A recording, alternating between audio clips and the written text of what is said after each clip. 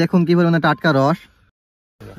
এই যে আমাদের সেই সরঞ্জাম, আর এই সরঞ্জাম দিয়ে কিন্তু আমরা এখন এই রসটা খাবো। দেখি এবার শুনে আসো। হ্যালো এভরিওয়ান, সবাইকে শীতের রাত্রে স্বাগতম।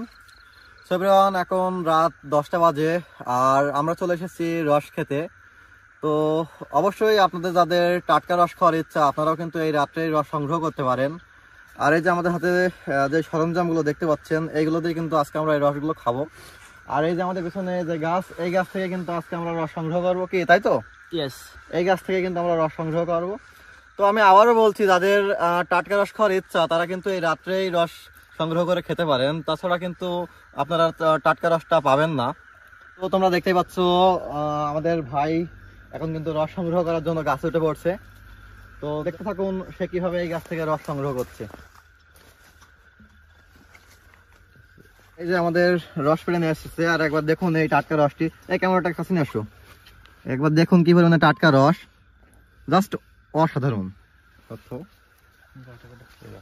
এই যে আমাদের সেই সরঞ্জাম, আর এই সরঞ্জাম দিয়ে কিন্তু আমরা এখন এই রসটা খাবো। দেখি এবার শুনে আসো।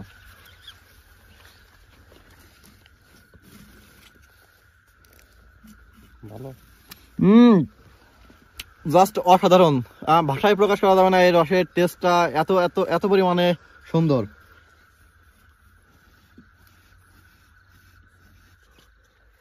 এইভাবে রস খাওয়া কিন্তু ঠিক সেই ছোটবেলার কথা মনে করিয়ে দেয়।